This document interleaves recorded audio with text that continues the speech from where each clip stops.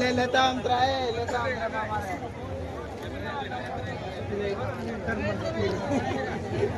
आपको मैं दे दे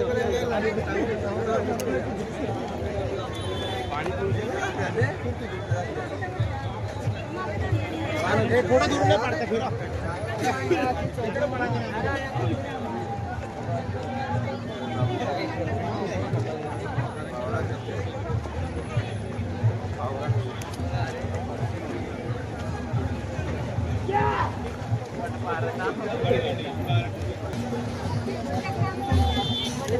पुढं इथं जायचं डायरेक्ट चाललो काय चल ना बघू थोडा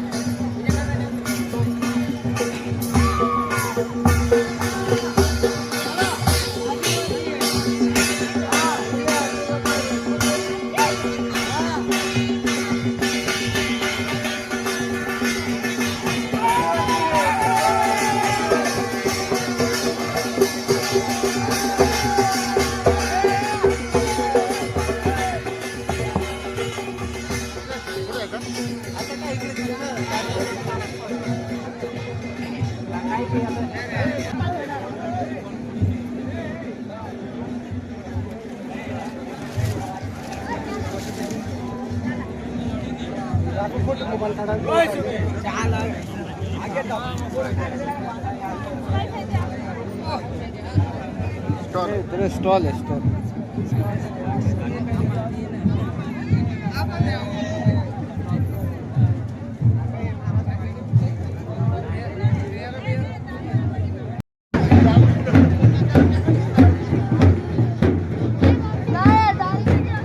घे ना गमछा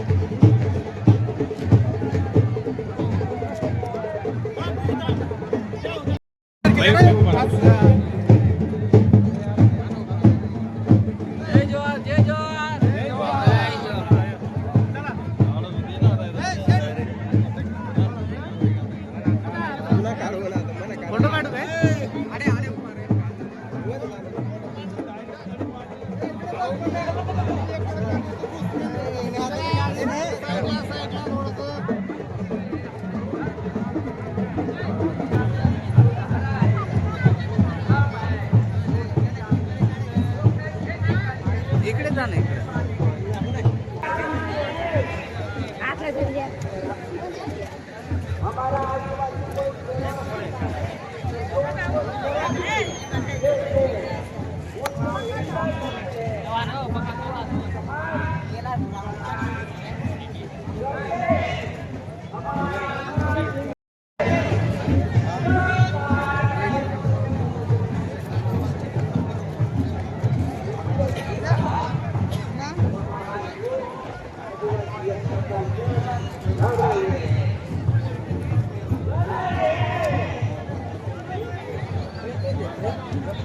bisa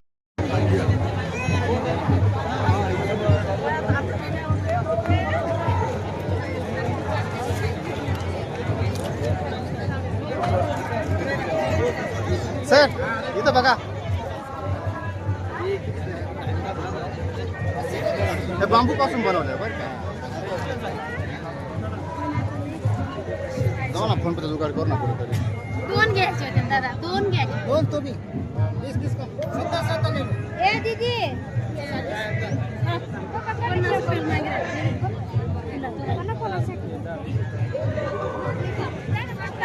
दादा 60 सर तिकडे ते फ्रेम बघ ना त्या कितीला आहेत. फ्रेम कसे आहे ये सब वाला वाला वो 500 के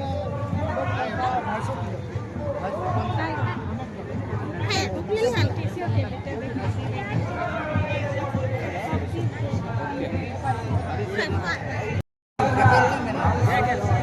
काय मला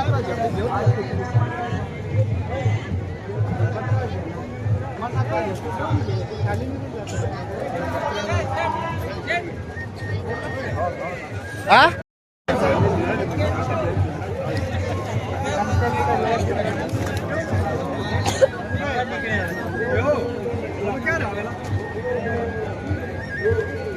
बडा घे. दादा हाँ 350 रुपये छोटे वाले 120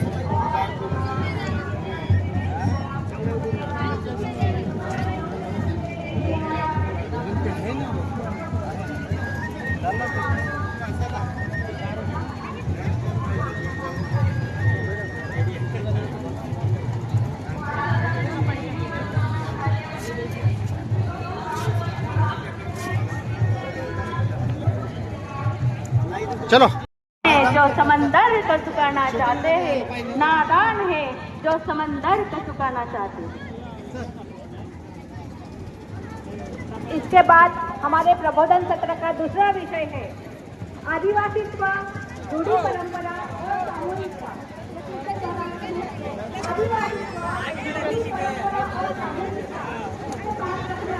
चहा घ्यायचा का. चल ए पुणे भाऊ चल.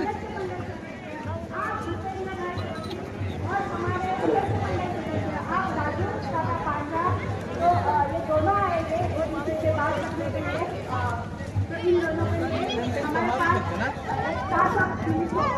पेंटिंग मारू शकतो ना शेट आपण.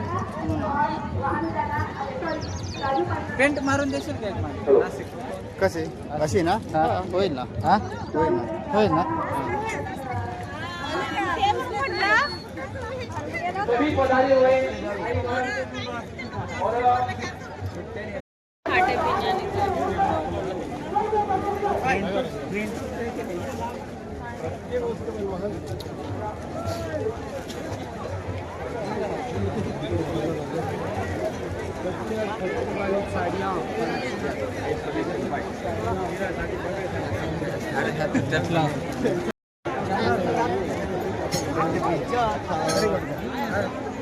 तो दोस्त ये हैं.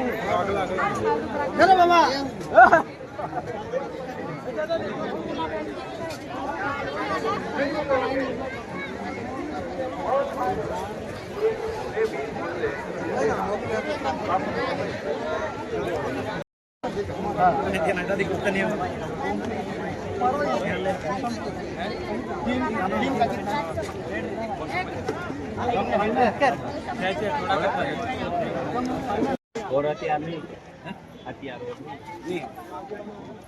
कल नहीं आएगा. ढीला एक बार बराबर खिला मार दे. कलर मध्ये आहे ना. आथाडी मार कलर असा नाही इकडं.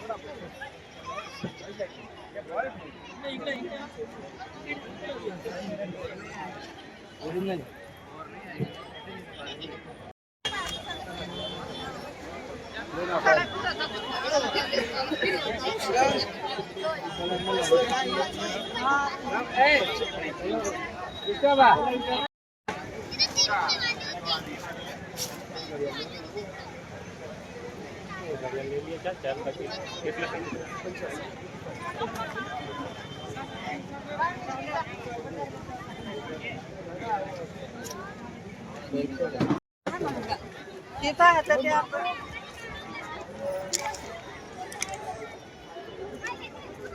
ते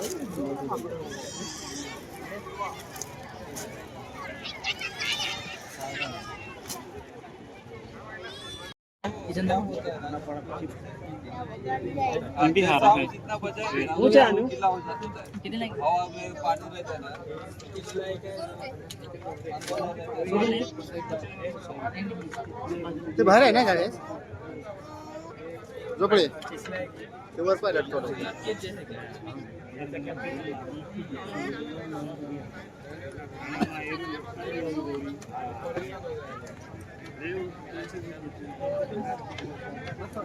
नाव बदाव नाही व्हाइट कलर ना खाना चाहिए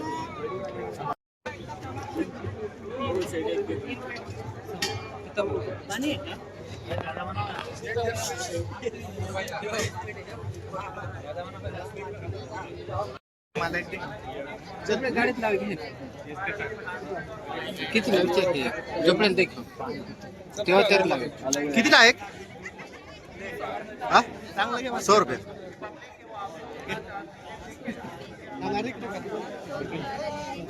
पहा तुम्ही अजून काय घ्यायचं असेल तर.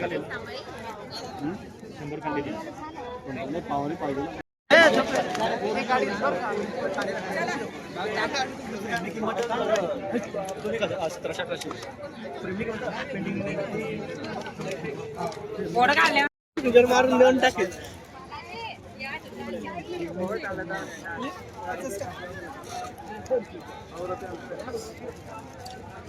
ह्या तर काय आपण नाशिकला बनवू शकतो ना. मी आहे का तो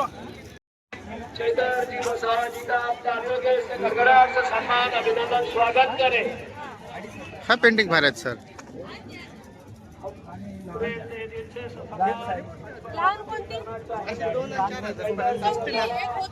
कोणते त्या तिचा ती फोटो काढतात ते घेतले असते आपण.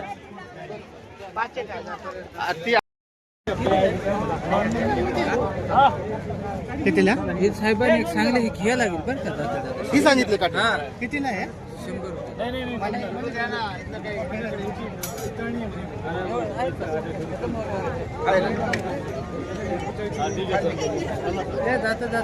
मला मी जाता ना घेऊन जाऊ ना. आमच्या कोंबड्या लाईनीत चालते नाही.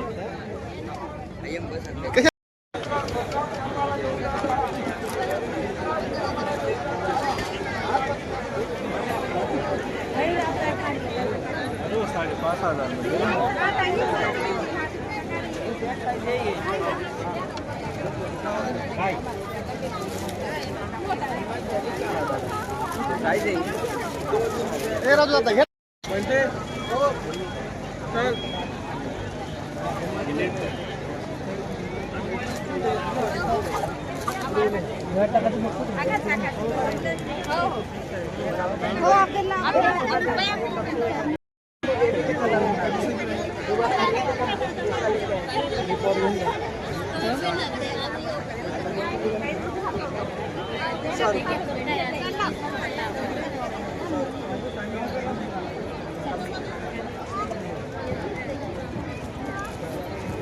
किचन घ्यायचंय का हे चांगले असतात ते तिकडचे पण अक्षरवाले घ्यायचे तर अक्षरवाले मोबाईल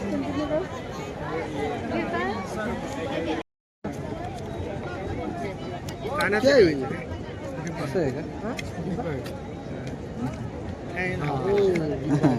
किसने के लिए डर रहे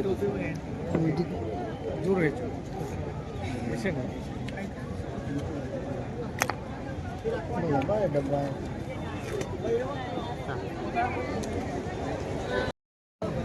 चला मग तिथं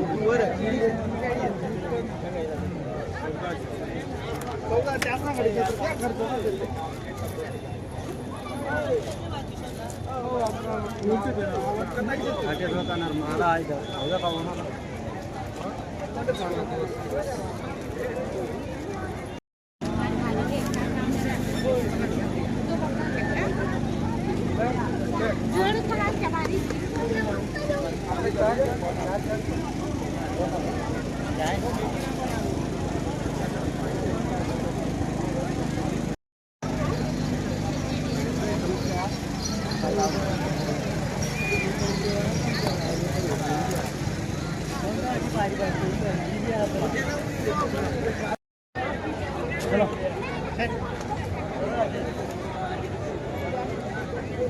राजू क्या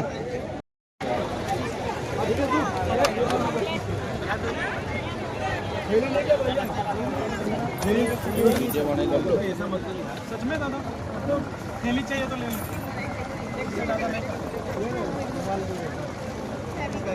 यार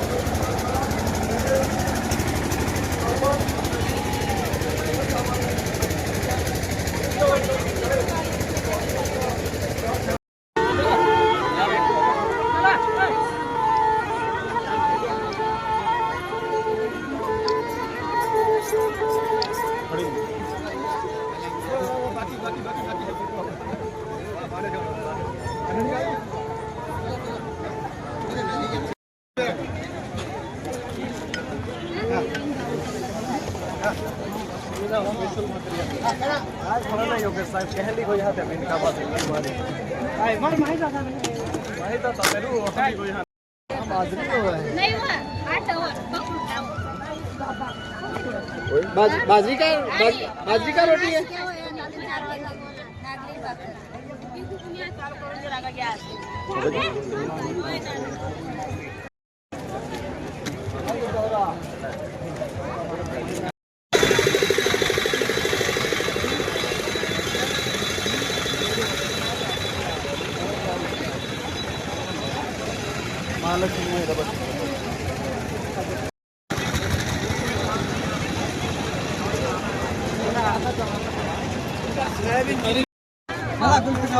चांदीचे बनवून घेऊ 2-3 हजाराचे कायम स्वरूपी मिळतात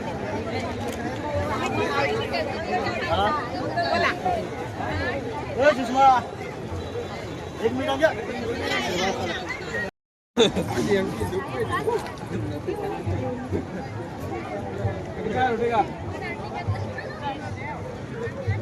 सब्जी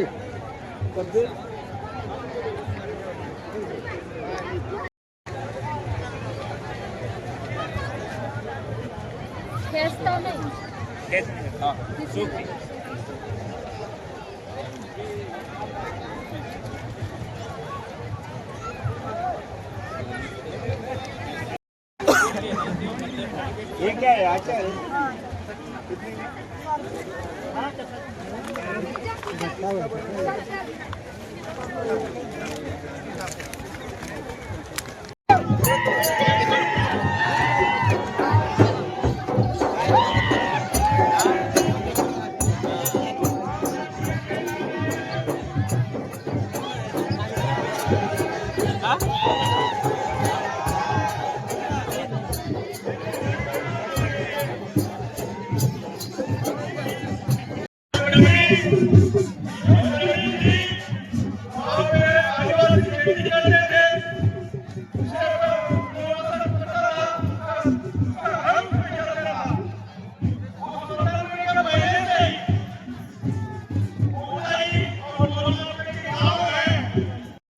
हमारी देश कुछ सहायता करे।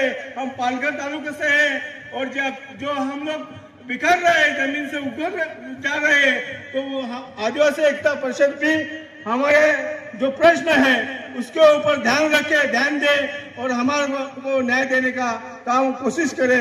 इतना ही बोल के मैं मेरी बात यहाँ पे समाप्त करता हूँ। धन्यवाद। बड़े बुजुर्ग समाज के प्रमुख वक्तागण, समस्त जनप्रतिनिधि, मेरे युवा साथियों, मेरी माताओं, सबसे पहले मैं पूरी मेरी बागीदोरा विधानसभा की जनता की तरफ से बहुत बहुत धन्यवाद जोहार अर्पित करता हूं। साथियों, आज जो आदिवासी एकता परिषद का यहां पर जो पूरे भारत देश से आदिवासियों का सम्मेलन हो रहा है, यह कोई नई बात नहीं है। प्रतिवर्ष 13, 14, 15 को हम पूरे भारत देश के आदिवासी एक जाजम और एक मंच पर आते हैं। हम सब तमाम साथी पूरे देश के आदिवासी एकता परिषद के इस कार्यक्रम में एक जाजम पर तो आते हैं, लेकिन जब जिस क्षेत्र के अंदर पूरे देश के अंदर जहां आदिवासी आते हैं, जहां आदिवासी इलाका है, उस इलाके के अंदर जब हमारे क्षेत्र के हक अधिकार की बात आती है तो हम अपने अपने झंडे उठा करके फिर से बिखर जाते हैं। इस मौके पर मैं आप इस आदिवासी एकता परिषद के कार्यक्रम के माध्यम से हमारा मैसेज देना चाहते हैं कि जिस क्षेत्र के अंदर जहां राज्य के अंदर आदिवासी रहते हैं, हम सुनते आ रहे हैं अभी कुछ समय पहले से कि हमारे क्षेत्र के जहां से एमएलए आते हैं, एमपी आते हैं, उस क्षेत्र के अंदर की जो समस्याएं हैं वो विधानसभा के अंदर नहीं जाती है, संसद के अंदर नहीं जाती है। ये समस्याएं क्यों आ रही है, इस बात पर सोचना होगा हम सबको।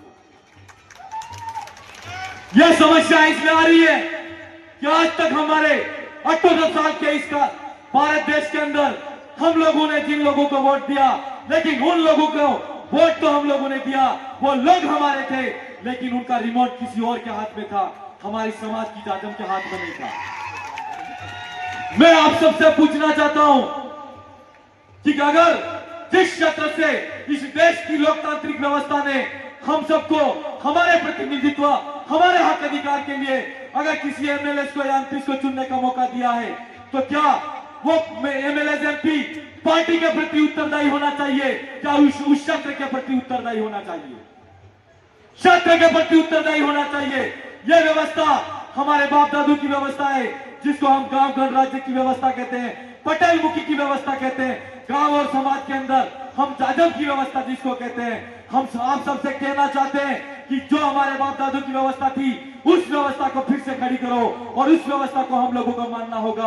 और उस व्यवस्था से निकला हुआ आदमी निश्चित तौर पर हमको भरोसा है, अगर इस देश के अंदर स्टैच्यू ऑफ यूनिटी जैसा कोई बनेगा और हजारों आदिवासियों का विस्थापन होगा, अगर कोई आदिवासियों के मुंह पर पेशाब करेगा और निश्चित तौर पर वो आदिवासियों के लिए बोलेगा, और हमको भरोसा है कि मणिशोकपुर के अंदर जिस तरह आदिवासी बेटियों को नंगा घुमाया जाता है और वहां के एमएलए एमपी वहां पर अपना मुंह चुप करके बैठे रहते हैं। हम आपसे कहना चाहते हैं कि आज 78 साल हो गए इस देश के अंदर आदिवासियों को हमारा कितने हक अधिकार के लिए उन लोगों ने बोला।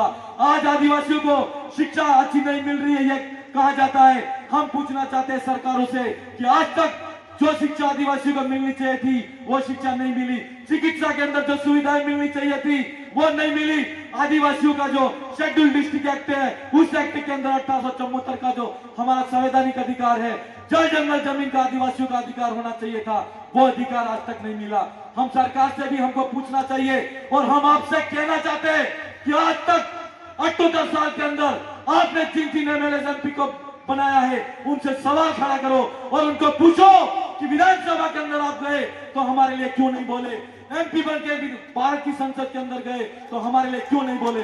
पूछना पड़ेगा नहीं पूछना पड़ेगा, यह सवाल है हमारा आपसे। और हम आपसे यह भी कहना चाहते हैं कि आज आदिवासियों का अगर सरकार आजादी का अमृत महोत्सव मना रही है और सरकार ये कह रही है इस देश के अंदर विकास हो रहा है, हम सरकार से पूछना चाहते हैं क्या आपने रेलवे बनाई, रेलवे किसकी जमीन पे निकाली, आपने कॉरिडोर निकाले, कॉरिडोर किसकी जमीन पे निकाले।